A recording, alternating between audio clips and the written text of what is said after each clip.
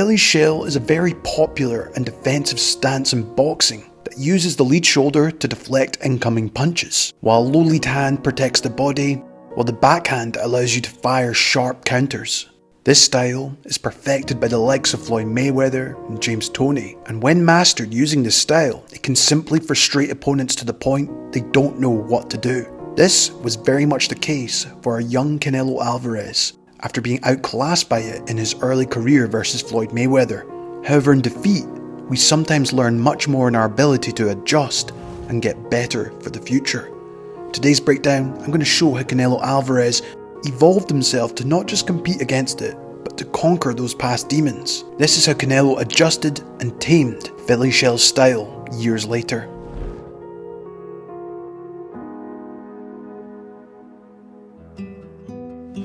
It's important to go back to 2013, and this highly anticipated matchup took place between undefeated young star Canelo Alvarez and the defensive pound-for-pound genius Floyd Mayweather Jr. This fight was billed as the one, and for Canelo it was a defining moment, a chance to prove himself against the very best in the world. At 23 years old, Canelo entered the ring with an impressive record of 42 wins, 1 draw and no losses, relying heavily on his physical strength, power and aggression. But facing Mayweather was unlike anything he had encountered before. Right from the start, Mayweather employed his signature Philly shell defense, a style that allows a fighter to minimize damage by using the shoulder roll to deflect punches while positioning the body to counter swiftly. Canelo, known for his power shots through his counters and combinations, he found himself repeatedly missing the mark as Mayweather used quick linear footwork to get out of danger. One of the key mistakes Canelo made was overcommitting to his punches and even telegraphing them at times. And each time he threw a power shot, Floyd would effortlessly slip and roll the punches thrown, using minimal movement at times to avoid damage. These misses left Canelo exposed though, as Mayweather, with his sharp reflexes, made him pay with precise counters. That's why it's 6-1 in rounds. Quite a lot, right? From distance. They're getting more comfortable. They're about them bouncing off his arms and shoulders, and Mayweather with the jab sticks the right hand in there. The frustration was evident.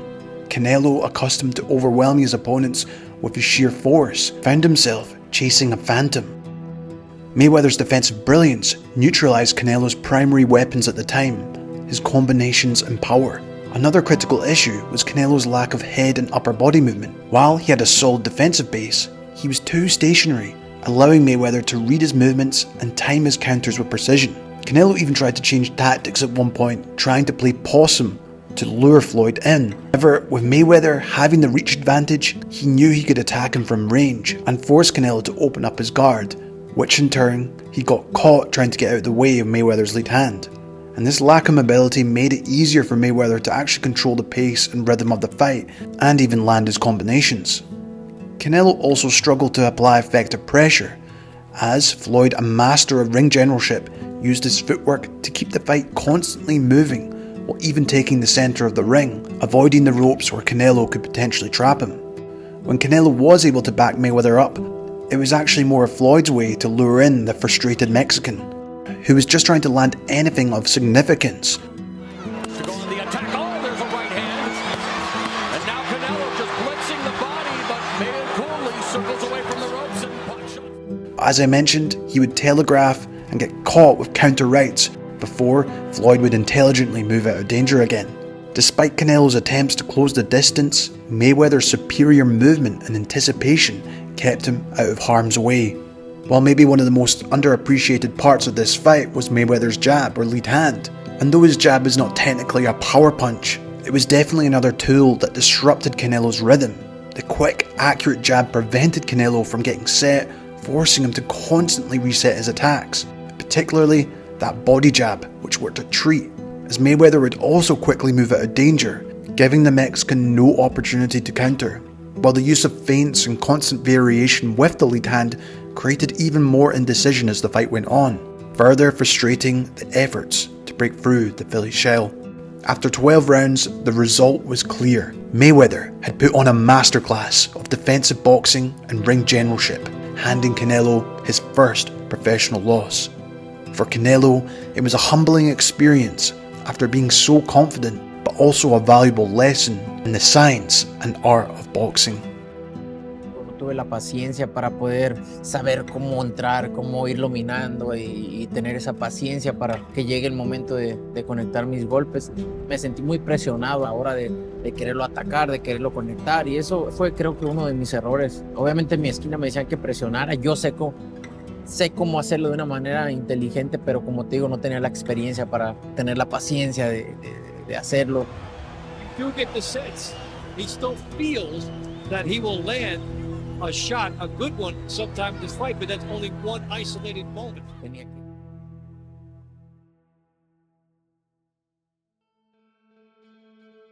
Defeat can often be a powerful motivator, as I mentioned. For Canelo, the loss to Mayweather was a catalyst for growth, recognizing the need to evolve.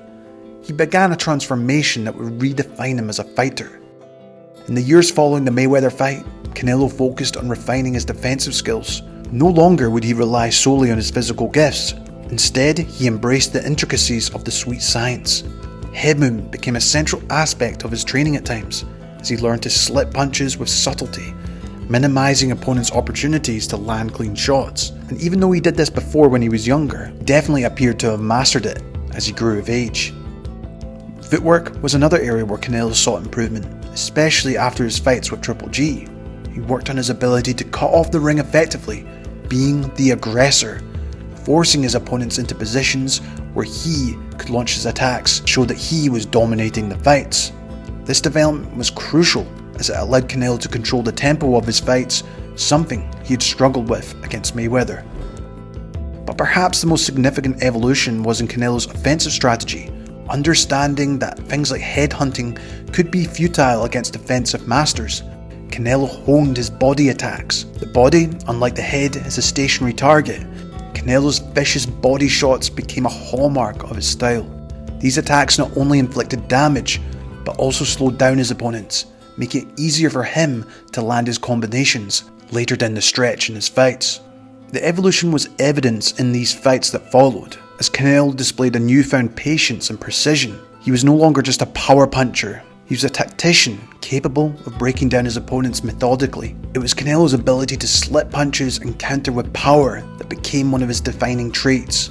He wasn't just avoiding punches, he was creating opportunities to counter, turning defense into offense in seamless transition. This adaptability would prove crucial when he faced another fighter who once again used the Philly shell like Mayweather, Caleb Plant. After years of that defeat living in his head, he now had the opportunity to correct the mistakes he made in 2013.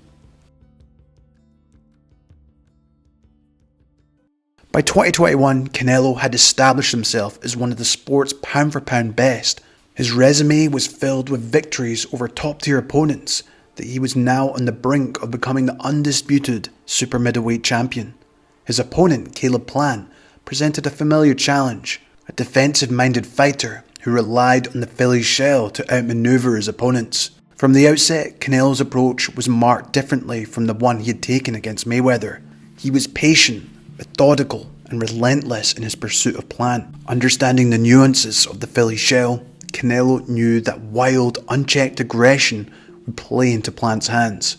Instead, he applied controlled pressure, using subtle footwork to cut off the ring and limit Plant's movement. This is where Canelo would step in with the front foot into a closer range, however. His body would be over his back foot before stepping in. Furthermore, Alvarez would opt for using a flexible high guard, where he would give a very tempting target for Plant to attack, but at the same time it provided Canelo opportunities to catch, parry, block before quickly countering back, even sometimes using subtle slips. Good jab by Caleb Plant, steps in, Plant with that right. 70 seconds to go here in the third. 75 seconds here in the second. Canelo still with that forward pressure. A left hook, Plant blocks it, but he's slick. And look at that. Plant would disrupt this, however, early in the fight with his jab as he was coming into range. Nevertheless, Canelo can be relentless at using this pressure, which takes its toll on his opponent both mentally and physically. Compared to his fight with Mayweather, this was something he was not consistent enough with in applying. Instead, he used too many tactics throughout the fight, trying to force something to happen. Even when he was trying to box and lure Mayweather in, it didn't work. Instead, a consistent approach and varied techniques would be the way to go. Alvarez's pressure eventually would manage to back up Plant to the ropes and corners, but this time he used a very different tactic to try and make up for his past mistakes when facing Mayweather. Before, Alvarez was coming into range trying to land anything of significance, resulting in him getting countered with the right hand before Mayweather would quickly move out of danger to his left, or as he was using the shell stance, would bend to his right to avoid those shots before either clinching or using defensive waist movement. And in this fight, this was something Canelo aimed to stop Plant from using by framing and posting with his left hand when he was in range, after he threw his powerful left hook or his jab. Alvarez would then immediately post it out on Plant's head to control him, then look to immediately throw the right hand to his head or even pound the body to try drain him physically even more. Connect percentage, nice left uppercut, blocked by Canelo, he's parrying away shots, big left hook by Canelo, now under the guidance of Eddie Reynoso, as Canelo looking to unload it, as Canelo comes forward. Plant tried to tie him up and he eats a right hand on the top of the head. Plant, as a shell fighter, usually would naturally feel at this point he had no choice but to bend to his right, giving no real opportunity for him to counter back. Canelo also intelligently used his footwork to move out to his right after framing with his lead hand, and looking back at the Mayweather fight, he was able to escape to his left far too easily after countering with the right when he was on the ropes. However, Alvarez adjusted by blocking the escape route by moving here, while also putting him in a position where it was harder to throw return right hands. And remember, it's always good to throw the punch where you could hit him, they can't hit you. That's what the science of boxing is all about. Remember, from the side, you can let that punch go with the worst kind of intention because you know he can't hit you back, so you can throw the bomb with all the power you can generate. Caleb would have success like Mayweather with the counter right hands at times. However, once Canelo had picked up on this by using the lead hand to frame or occupy his glove to stop him from throwing, Alvarez had now mastered how to control those exchanges in those positions. But Plant staying in the pocket. Canelo sprays him with the right hand, a right to the body. And now Canelo's confidence starting to grow here at the MGM. As Plant more wearied to bend to his right as the fight went on, it meant Canelo could unleash his powerful left hooks up top and Plant consistently.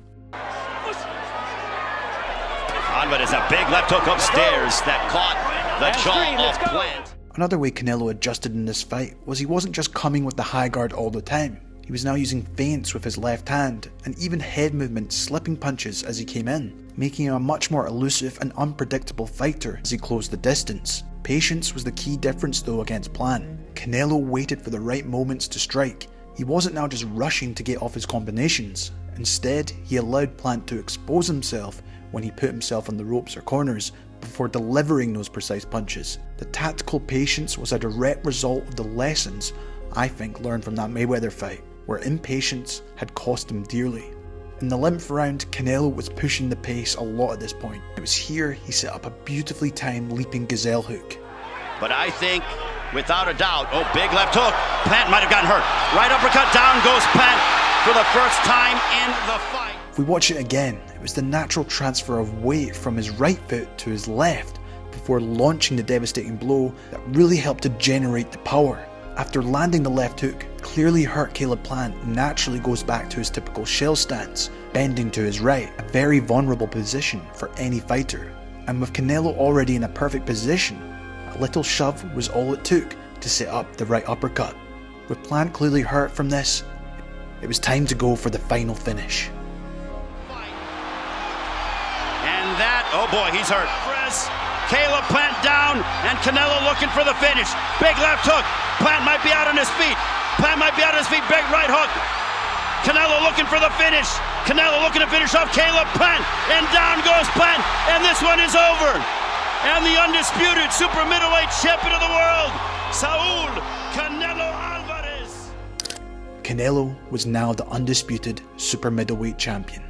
After that dreaded night in 2013, some fighters may have never been the same after receiving such a boxing clinic. For Canelo, he went back to the drawing board and made the adjustments, not only for when he would face a similar style, but to become a better fighter.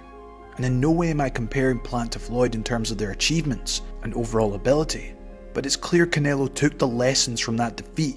Interestingly, years later, Canelo would say he felt he would beat Mayweather if they were both in their primes. If you each fought each other in your primes, what do you think would happen? No tiene nada que hacer conmigo. Si los dos estamos en nuestro momento, en nuestro mejor momento, él no tiene nada que hacer conmigo. Nada. Meaning you would beat him? Lo noqueo.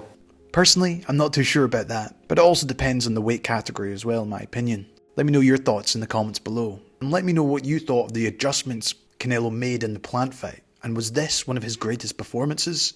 This has been Jamie from Boxing Life. Thanks so much for watching. If you enjoyed this, why not check out one of these videos? As always, I'll see you in the next one.